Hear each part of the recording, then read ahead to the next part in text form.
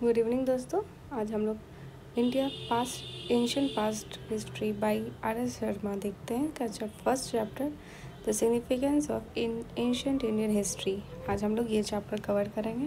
तो देखते हैं कि एंशियंट इंडियन हिस्ट्री क्यों इम्पोर्टेंट है। ये बहुत सारे रीजंस की वजह से इम्पोर्टेंट है, तो उसका एक एक करके हम लोग समझते हैं।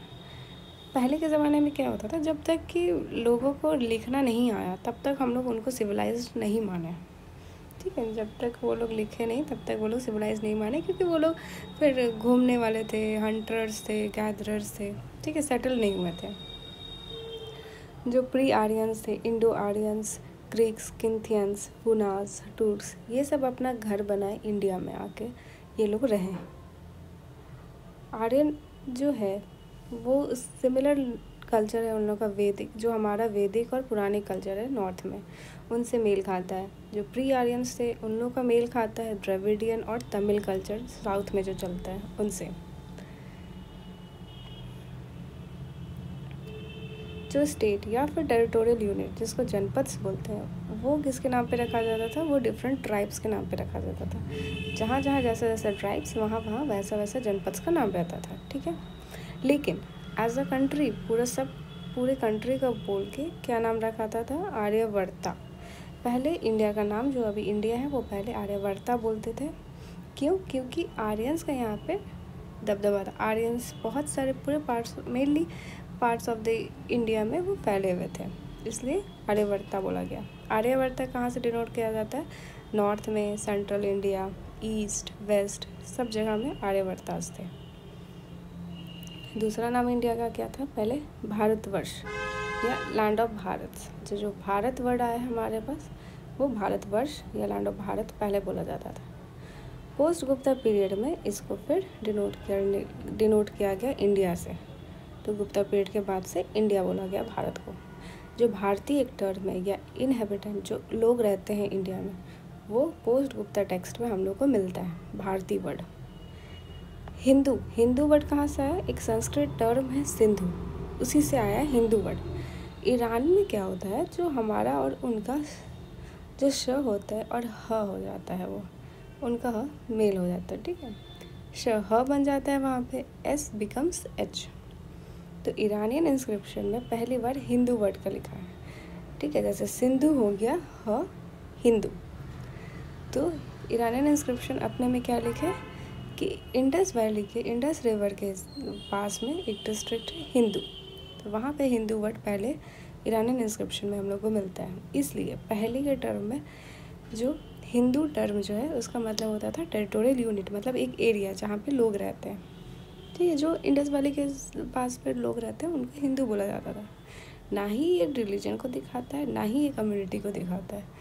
अब जो हिंदू एक रिलीजन है, वो पहले ऐसा नहीं था। जो पूरे इंडिया को हिंदू बोला जाता था टेरिटोरियल यूनिट के हिसाब से, क्योंकि यहाँ पे सिंधु नदी थी, सिंधु से हिंदू बन गया ईरान में। इसलिए जो किंग, पहले क्या था, जो किंग, मतलब यहाँ पे अब हम लोग देखते हैं कि कैसे कैसे किंग अपना, राजा लोग अपना वो इस्टेब्लिश किया, किंगडम इस्टेब्लिश किया। हिमालयाज़ नॉर्थ में जो है, से लेके केप कॉमरिन, ये कन्याकुमारी में है, से लेके ब्रह्मपुत्र जो ईस्ट में है, से लेके इंडस वैली जो वेस्ट में है। तो ये पूरे जगह को चक्रवर्तीज बोला गया।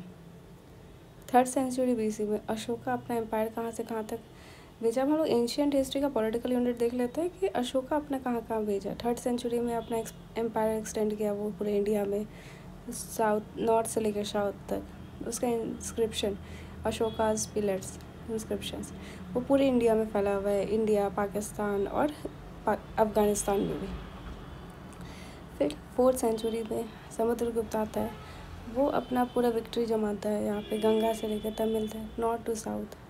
फिर 7th सेंचुरी में क्या होता है, चालुक्य किंग आता है, पुलकेशिन, जो कि डिफीट किया हर्षवर्धन को, जिसको बोला जाता था lord of the whole north India.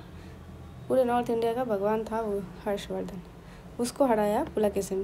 तो ये सब लिखा हुआ है पहले के ज़माने में। फॉरेनर्स क्या बोलते थे, फॉरेनर्स को कैसे पता चला इसके बारे में? फॉरेनर्स जो पहली बार कॉन्टैक्ट में आए थे इंडिया के लोगों के साथ, वो लोग रहते थे सिंधु नदी या इंडस नदी के किनारे। ठीक है, तो वो लोग जैसे छोटे से जगह को जाने वो लोग, सिंधु या इंडस, तो उस रिवर के नदी पे, उस रिवर के नेम पे पूरा कंट्री का नाम रख दिया, सिंधु, इंडस। तो जो ये वर्ड है हिंद या हिंदू, ये डिराइव हुआ है कहाँ से? संस्कृत टर्म सिंधु से आया है, और उसी बेसिस पे हमारा कंट्री बन गया इंडिया। जो इंडिया, ये वर्ड जो है वो ग्रीक के टर्म से मैच खाता है, क्लोज, बहुत ही क्लोज है, इसलिए इंडिया बोला गया इसको। इंडिया को हिंद बोला गया पर्शियन और अराबिक लैंग्वेज में। कुषाण पीरियड्स के बाद ईरानियन रूलर जो आए वहाँ से, ईरान से, सिंधु एरिया पे पूरा अपना कब्जा कर लिए और उसका नाम दे दिए हिंदुस्तान। तो हिंदुस्तान ईरान से जब आए थे तब पड़ा।